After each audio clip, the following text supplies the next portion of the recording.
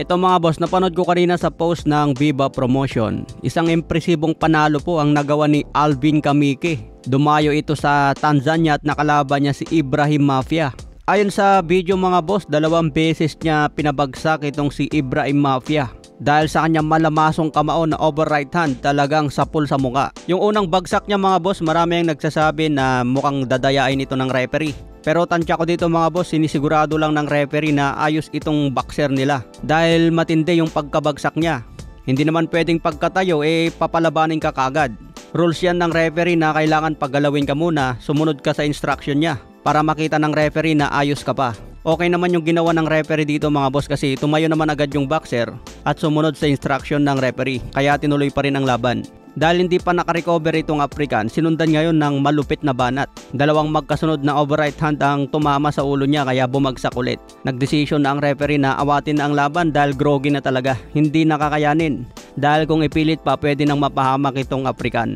Kaya tingin ko okay naman yung ginawa ng referee mga boss kasi trabaho nila yan paalagaan ang fighter sa loob ng ring. Katulad sa nangyayari ngayon sa Japan mga boss, maraming boksingero ang namamatay sa boxing. Dahil sa sobrang katapangan nila, talagang kahit sobrang damage ng katawan, tuloy pa rin sa suntukan. Pero buti na lang dahil natapos ito sa knockout mga boss. Dahil kung aabot ito sa decision, baka pwede pang gapangin ang score. Kaya maganda talaga kung tapusin mo sa knockout para wala nang magawa ang hurado. Sa ngayon may bagong kartada na si Alvin Kamike na 11 wins, 6 KOs, may 4 na talo na.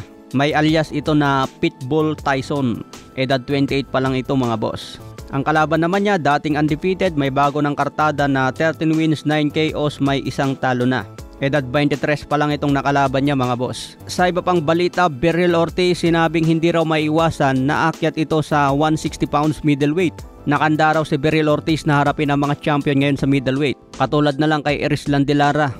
Nakanda raw harapin niya ni Beryl Ortiz. Kahit si Johnny Vic Alimcanoli daw ang unang kalaban niya sa middleweight, papalag ito dahil may nakatayang titulo. Pero sa ngayon lalaban muna si Beryl Ortiz sa 154 pounds. May balita nga mga boss, kung manalo si Jaron Ennis kontra Wisma Lima ngayong linggo, pwede nang ikasa ni Ed Hearn ang bakbakan ni Jaron Ennis versus Beryl Ortiz.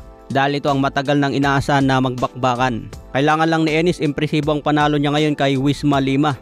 May kartada itong si Lima na 14 wins, 10 KOs, may 1 talo. Hindi rin basta-basta ito dahil malupit din. Hindi lang kilala itong si Wisma Lima pero may galaw din ito mga boss, matibay din.